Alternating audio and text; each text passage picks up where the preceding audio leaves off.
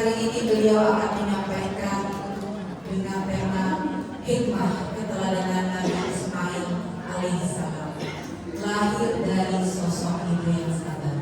Sekalian nama Bapak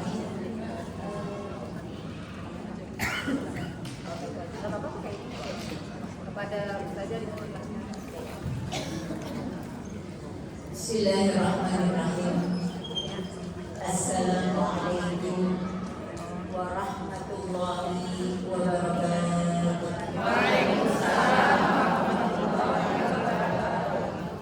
Alhamdulillah, innal hamdalillah wa nasta'inuhu wa nastaghfiruh wa na'udzu billahi min shururi anfusina wa min sayyiati a'malina.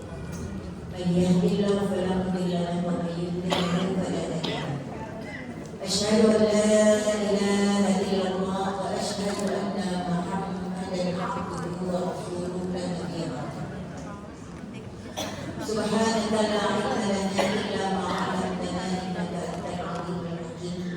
Rabbi ishrah li sadri wa yassir li amri wahlul 'uqdatam min lisani yafqahu qawli. Amin ya rabbal alamin. Yang sama-sama kita hormati para pimpinan dalam hal ini sebagai pembawa acara pegawai kita juga dari kecamatan Jakarta, Ibu Sekretaris PKK Kecamatan Ibu Ketua Pokja 1 Ibu Haja Khairina, ibu-ibu PKK dari kecamatan kelurahan sekecamatan Jakarta. Mohon maaf Ibu menyebutkannya, khawatir ada yang terlewat, jadi satu persatu mohon maaf, mohon ridho jika tidak disebutkan semuanya. Juga ibu-ibu jamaah dari Majelis Taklim se-Jakarta yang alhamdulillah hari ini kita bersyukur kepada Allah Subhanahu wa taala. Kita semua dalam keadaan sehat walafiat, nikmat iman, nikmat Islam, nikmat panjang umur, sehingga di pagi yang begitu sejuk kita berada di dalam Masjid Al-Muhajirin. Semua mudah-mudahan kita yang duduk di dalam Masjid Al-Muhajirin ini mendapatkan pahala. Amin ya rabbal alamin.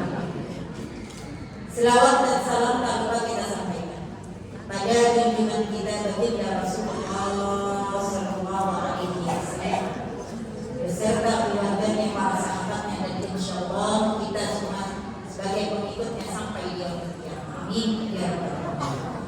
Ibu dan sekalian, mungkin biar lebih nyaman kita baca selawat dulu ya Bu ya. Salam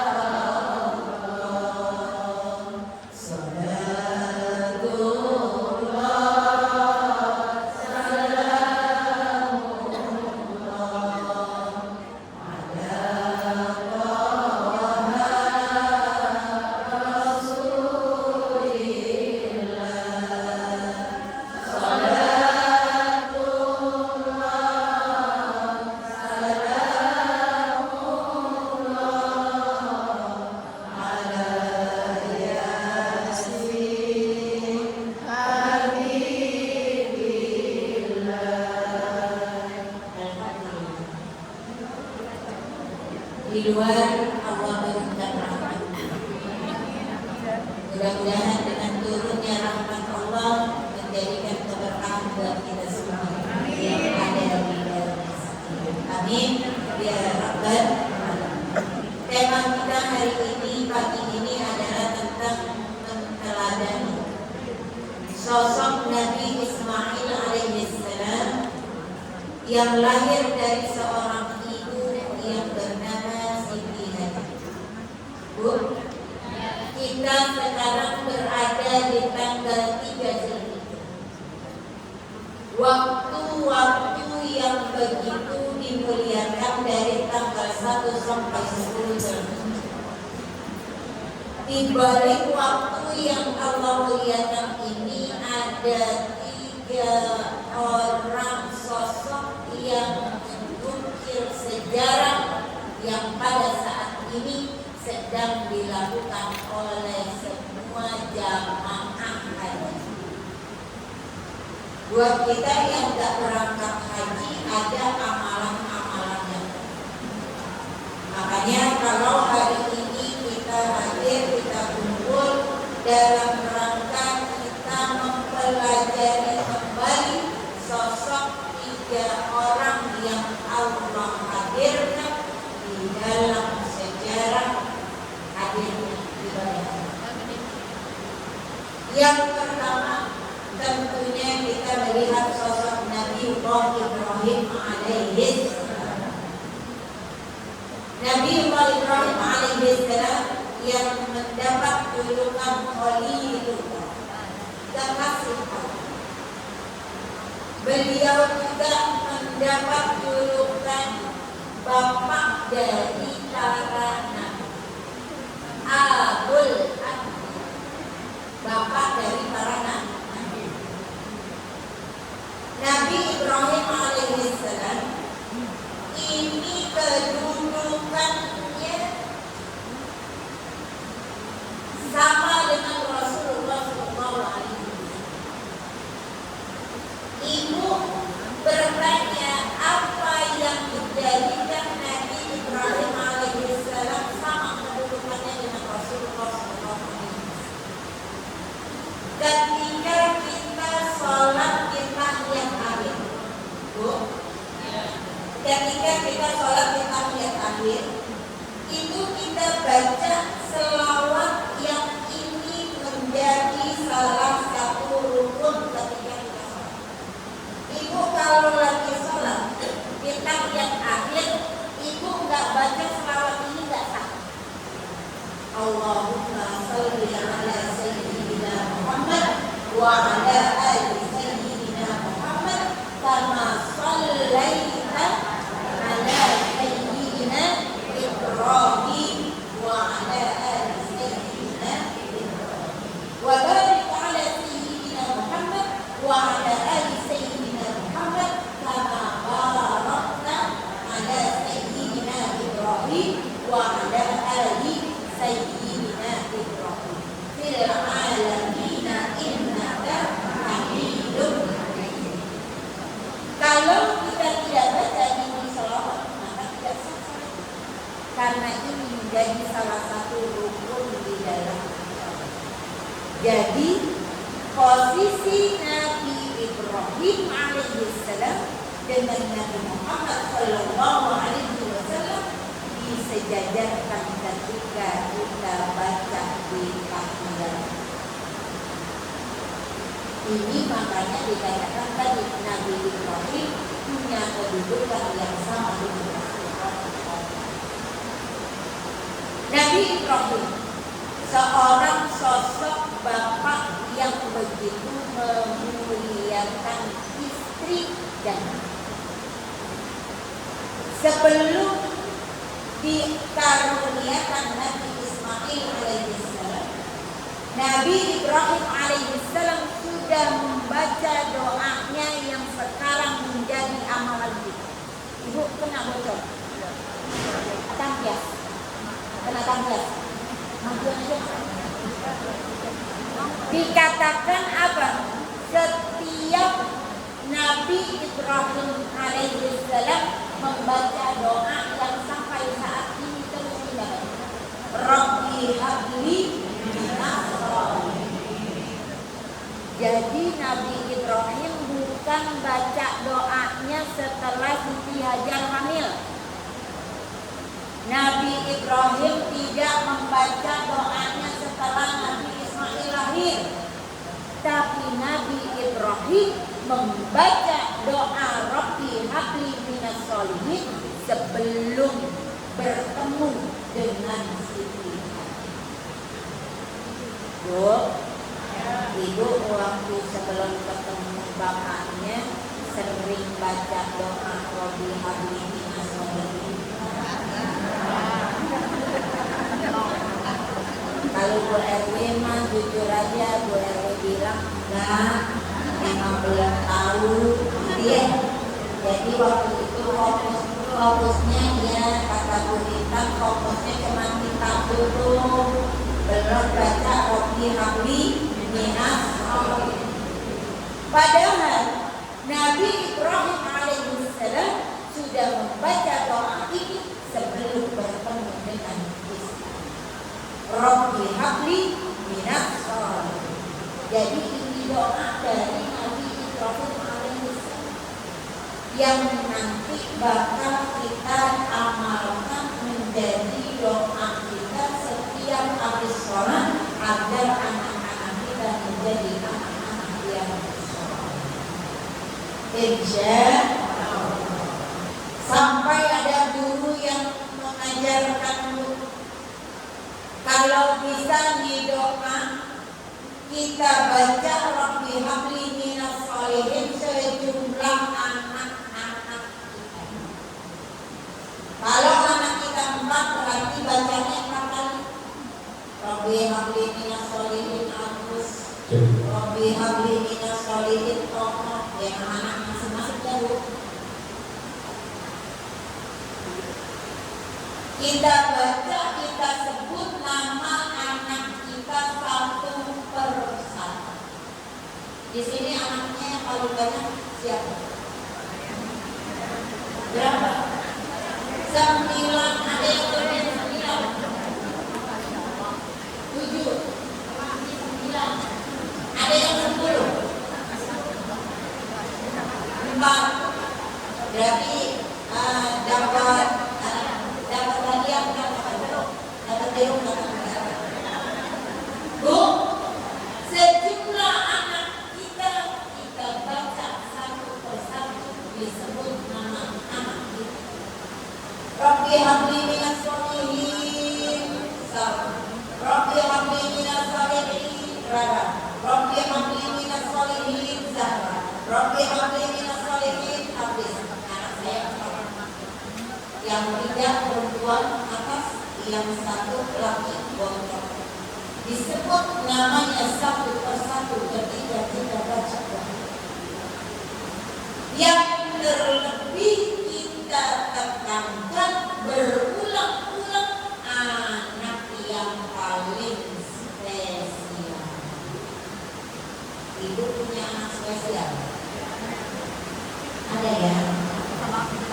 Iya, spesial namanya Bu RW.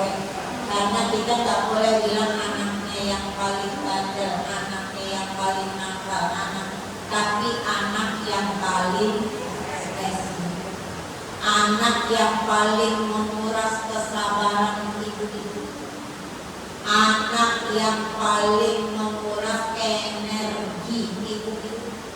Itu yang paling kita khususkan. Sampai seorang Kiai Bahmaimun Zubair mengajar kita sebagai seorang ibu qiraatnya harus lebih banyak daripada seorang bapak. Kenapa? Karena kita ingin mendapatkan anak-anak yang soleh dan saleh. Jadi Nabi Ibrahim ini baca Rabbi habli minas sholihin sebelum bertemu dengan istrinya, sebelum mendapatkan anak Nabi Ismail alaihissalam. Yang kedua, sosok seorang Siti Hajar. Kalau kita melihat sejarahnya Siti bayi di Mesir yang memang punya sifat tegas. Kita seorang ibu ada waktunya sabar, ada waktunya tegas. Siti Hajar ketika menikah dengan Nabi Ismail alaihissalam ini sebagai istri yang kedua. Ya Bu ya, istri pertamanya siapa? Karena Siti Sarah tidak mendapatkan anak, akhirnya Siti Sarah mengizinkan Nabi Ibrahim menikah dengan Siti Hajar. Kira-kira kalau sekarang ada nggak? Bu, kira-kira sekarang ada nggak ya? Orang perempuan dia belum dapat anak, terus paginya diizinin dan tahu kalau mau kawin lagi ngapain? Kayak Siti Sarah izinin Siti Hajar menjadi istri kedua dari Nabi Ibrahim alaihissalam. Kita nggak bahas tentunya ya Bu ya, Bu. Kita nggak bahas tentunya ya, sensitif. Ya, sensitif kalau ngomongin kita ngomongin Siti Hajarnya gitu. Seorang Siti Hajar, sosok seorang ibu yang begitu kuat, sabar, lembut. Lahir dari seorang ibu yang seperti ini, lahirlah Nabi Ismail. Ketika Siti Hajar ditinggalkan di tengah padang pasir, di satu bukit di tengah-tengah kota Mekah yang sangat gersang, tinggal dengan seorang bayi yang baru saja dilahirkan. Ini sosok Siti Hajar.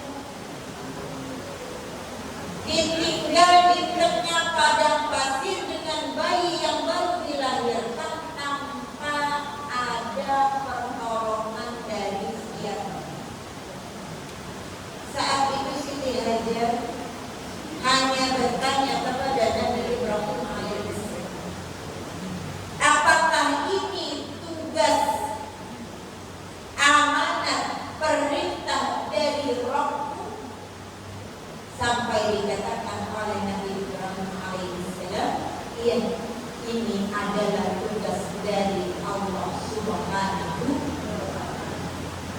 Dengan ikhlasnya seorang Siti Hajar merelakan dirinya dengan bayi yang baru dilahirkan, ditinggal begitu saja oleh Nabi Ibrahim alaihissalam.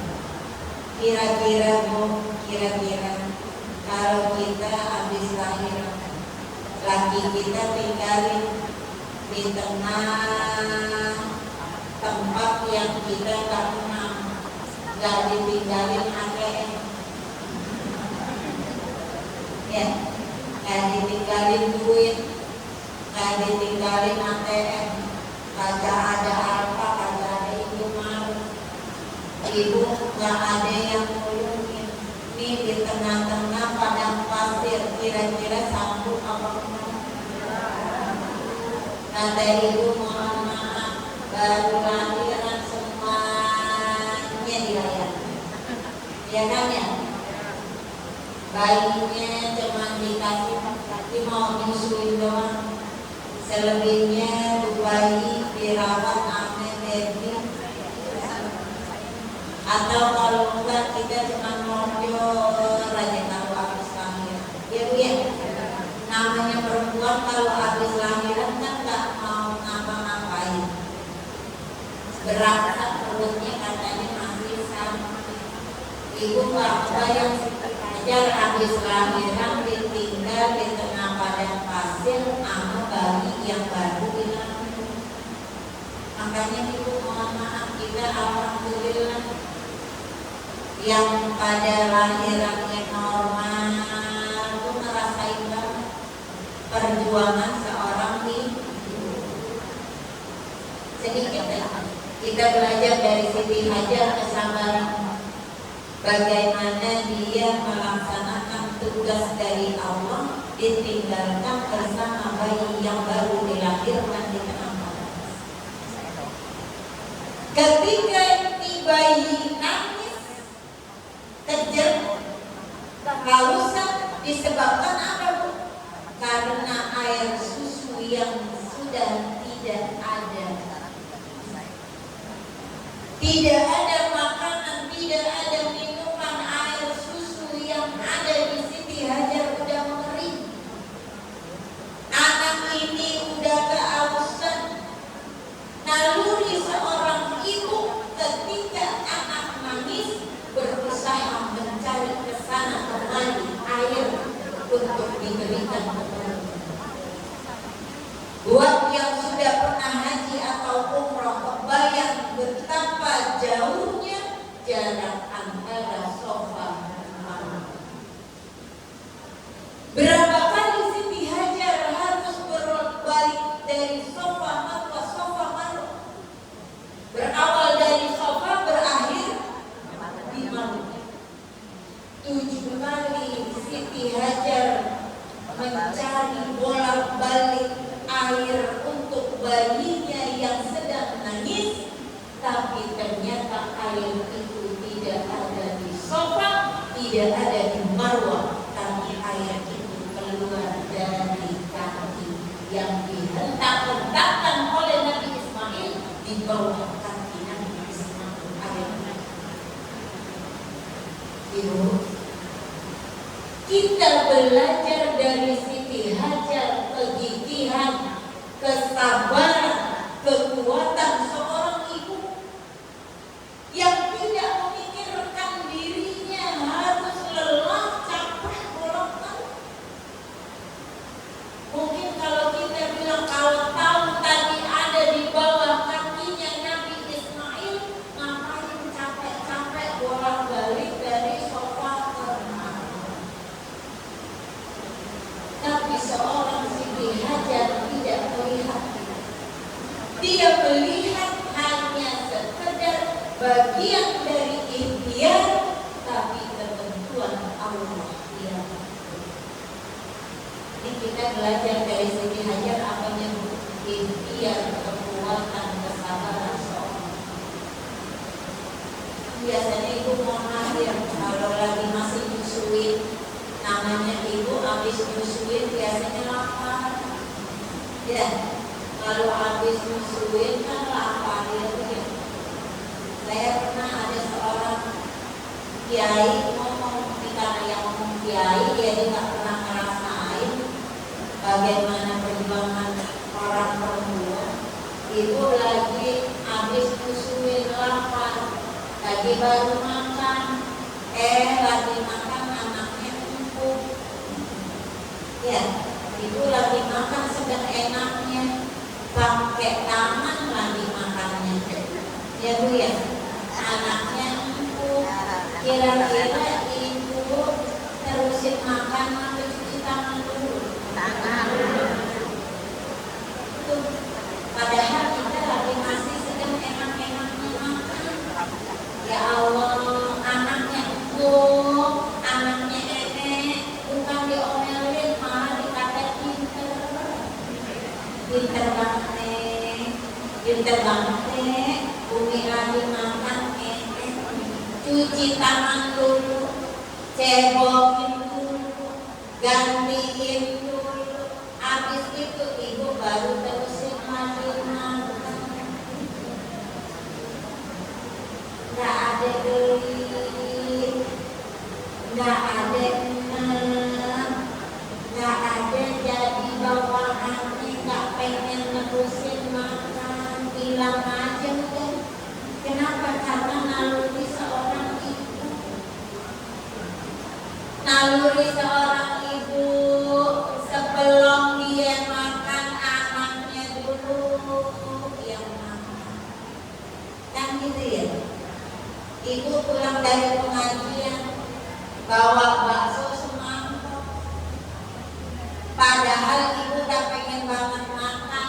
Tanyain dulu ke anak-anak, Dek,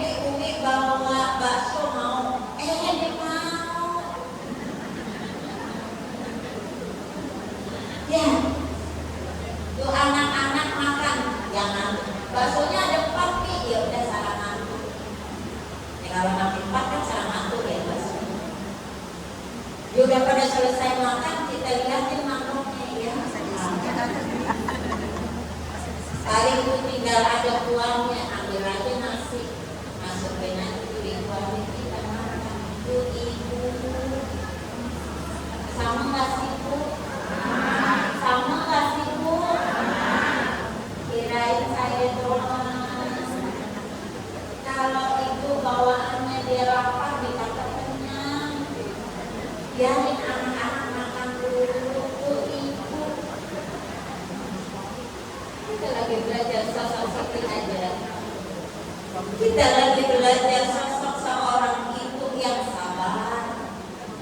Bu, sabarnya kudu kenceng. Sabar. Agak lebar, agak kenceng, agak kenceng. Sabar. Kalau kita bilang ibu kurang sabarnya,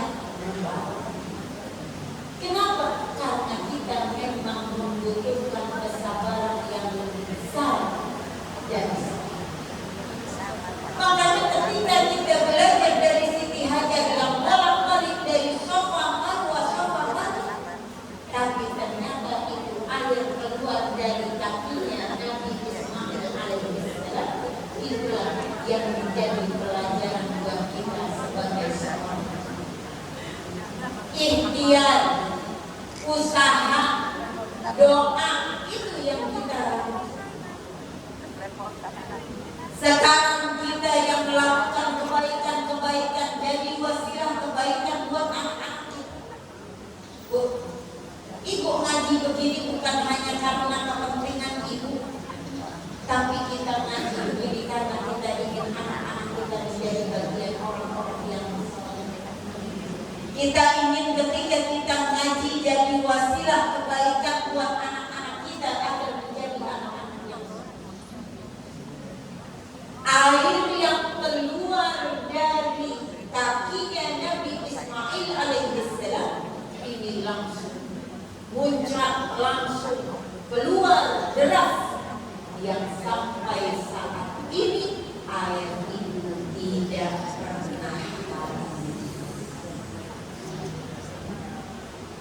Keberkahan ikhtiar seorang ibu, keberkahannya sampai saat ini dirasakan oleh umat. Tidak pernah habis air Zam-Zam dibawa beribu berjuta liter oleh para jamaah haji, oleh para jamaah umroh, diminum, dibawa, diangkut, tapi itu air Zam-Zam tidak pernah kering. Ini bukti keberkahan yang dilahirkan dari seorang ibu yang sabar. Bu, mudah-mudahan kita termasuk ibu yang sabar. Amin ya Rabbal. Kalau kita bilang ya Allah, sabarnya seorang ibu tidak hanya sebatas sampai anak-anak menikah. Terkadang anak udah menikah pun kesabaran seorang ibu masih diuji. Siapa ya? Yang mau betul ustazah lagi. Kita bilang ya Allah, ada orang tua yang menganggap anaknya udah nikah semua, udah selesai dah tugas orang tua ini. Ternyata setelah anak menikah, tugasnya masih ada. Tugasnya masih ada. Apalagi tugasnya? Ada yang tugas MC, ada yang tugas. Kalau saya gini Bu, nih di luar tugas kita sebagai seorang ibu, tugas kita setelah anak-anak tuntas, setelah anak-anak selesai. Jadi ketika anak-anak sudah menikah, tugas kita hanya bertugas mendampingi aja. Karena biar bagaimanapun anak-anak kita sudah mendapatkan pendampingnya masing-masing. Kalau saya bilang, kalaupun ada yang rela, ikhlas, redok, bantuin anaknya, nemenin cucunya, alhamdulillah. Karena itu bagian dari keberkahan. Cuman jangan sampai mohon orang tua yang sudah seharusnya merasakan kebahagiaan masih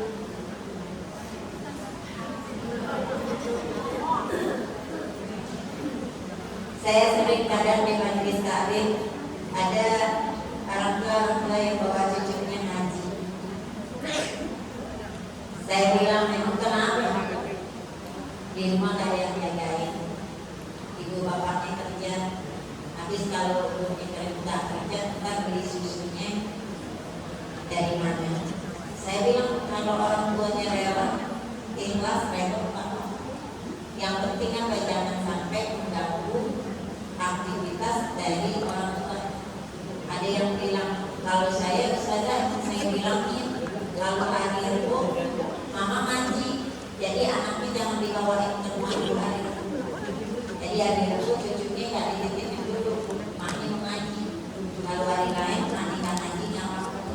Ini orang tua nih, yang kalau saya bilang sampai kapan nih orang tua selesai sampai kita kembali kepada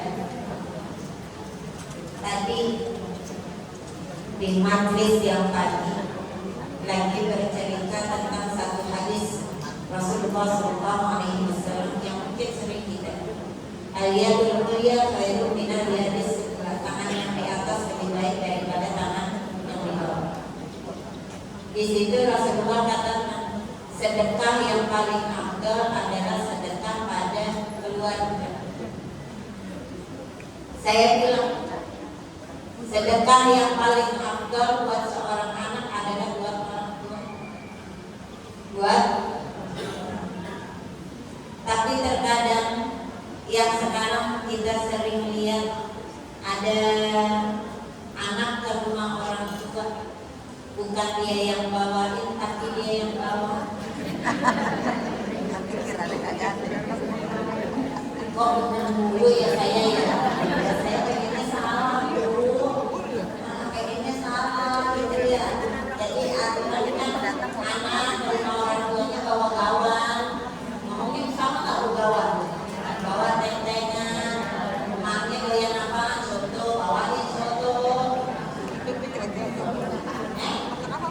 Oh iya, ada yang belain anaknya KTM. Anaknya KTM dia alhamdulillah. Terkadang mohon maaf, orang tua melihat anaknya datang udah kira, udah kusut banget, ditanya punya beras, bukan dia nanyain emaknya, emaknya yang nanyain anaknya itu punya beras. Rohani dah punya banget, emaknya liatin di dapur ada sembako bekas maulid masih banyak, suruh bawa pulang. Orang tua saja, tapi saya belum ngerasain. Maksudnya anak saya kan belum ada yang menikah, jadi belum tahu. Dan mudah-mudahan mereka menjadi orang-orang yang bisa berbakti pada orang tua. Terkadang anak saya kalau kata ini ada anak yang dia ada rezeki, dia belum nikah nih, anak saya termasuk yang belum nikah. Kalau habis gajian tuh saja yang gajian transfer. Walaupun kalau saya bilang yang dari mana kencang, kencangnya kenapa ya Allah dia nggak begitu, dia disabar. Kalau kita bilang dia habis transfer kita isiin GoPay lagi. Kata dia, oh Upi isiin kakak GoPay, dia nggak apa-apa, kakak buatnya. Itu orang. Sampai pernah ada salah satu anak saya melihat saya begitu sabarnya, mungkin menurut dia harusnya saya udah ngomel, tapi saya diem aja. Dia bilang apa? Kok Umi bisa sabar sih? Saya bilang itulah karena kita orang yang memang disuruh banyak sabar. Ada satu waktu anak yang tiba-tiba bikin kita nangis. Nangisnya kenapa? Gak tahu. Oh maaf ibu, ini sekedar saya tahan bersedikit. Kemarin di minggu kemarin tiba-tiba anak saya bilang, Umi besok aku mau ke Rabu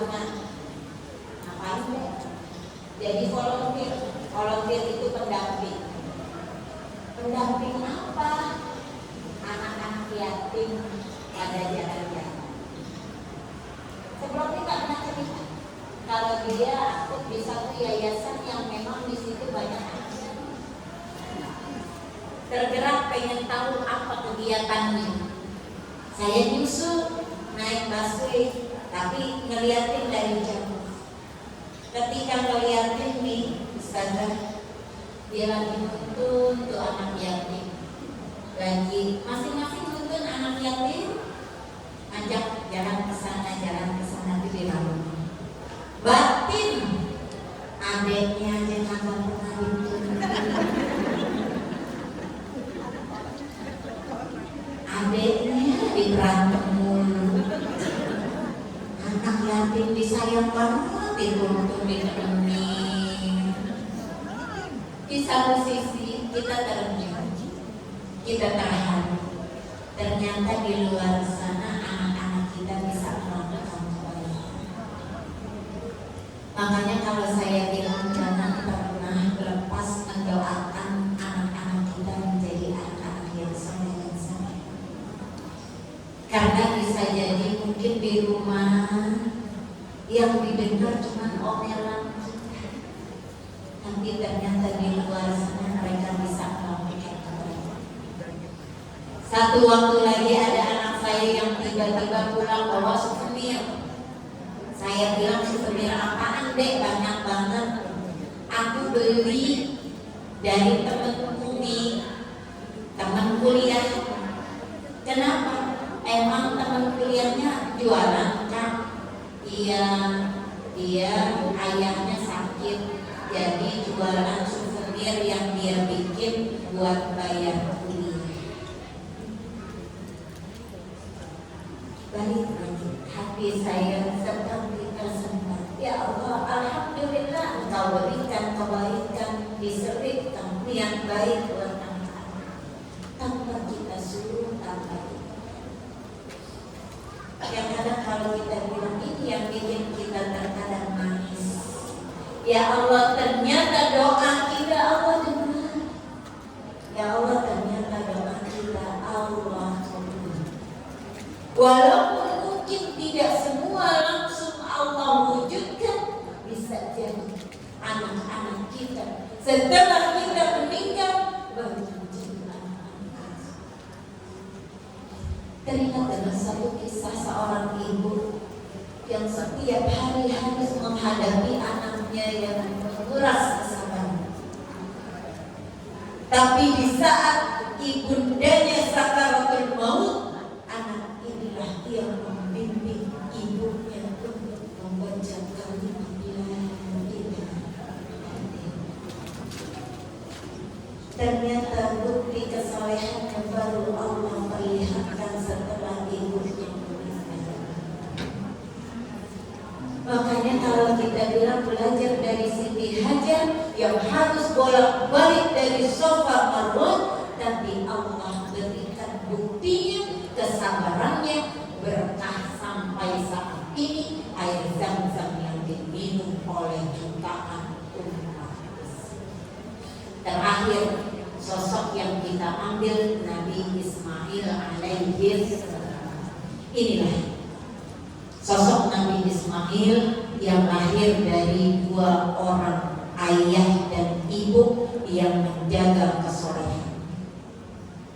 Kita bilang, kita minta, kita doa, Rabbi habli minas sholihin, Rabbi habli minas sholihin, Rabbi habli minas sholihin. Tapi kitanya sendiri sebagai orang tua belum menunjukkan kesolehan.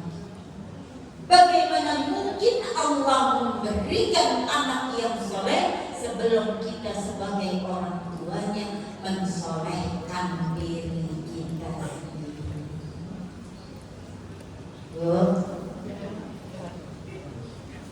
Kita nyuruh anak kita sholat, kakak sholat, tapi sembari nyuruh sholat ibu pegang HP. Kakak main HP mulu, lah ibunya lagi pegang HP. Selamat datang. Ini siapa? Bapak Sisi, cash sama Bapak Arif. Selamat datang Pak. Sedikit lagi ya Pak. Mohon izin.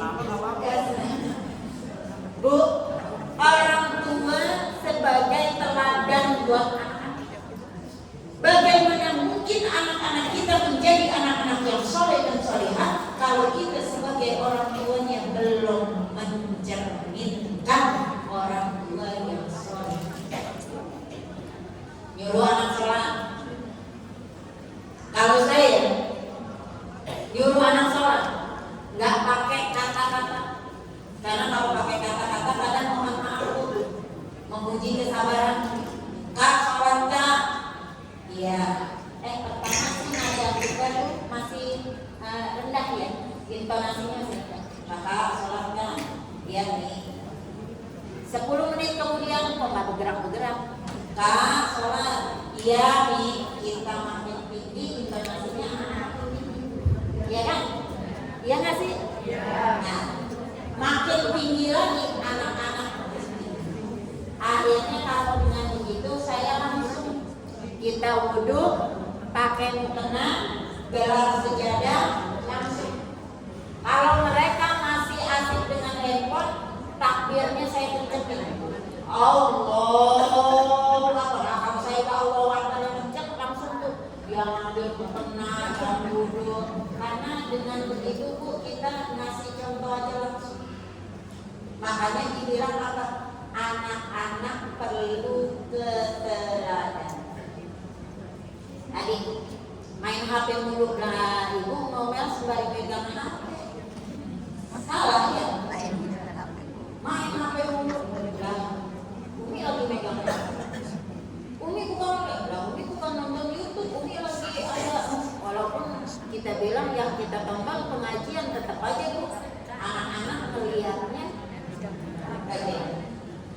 Seorang Nabi Ismail alaihissalam bisa menjawab perintah seorang ayahnya ketika mau disembelih dengan kalimat tadi dibacakan ya Bu, yang dikatakan semoga engkau menemui aku menjadi bagian dari orang-orang yang sama. Setelah ditinggal dari bayi lahir, baru lahir ditinggal, ketemu lagi Nabi Ibrahim, nemuin Nabi Ismail di usia 13 tahun. Di beberapa riwayat tafsir dikatakan umur 13 tahun. Nabi Ismail baru bertemu lagi dengan ayah.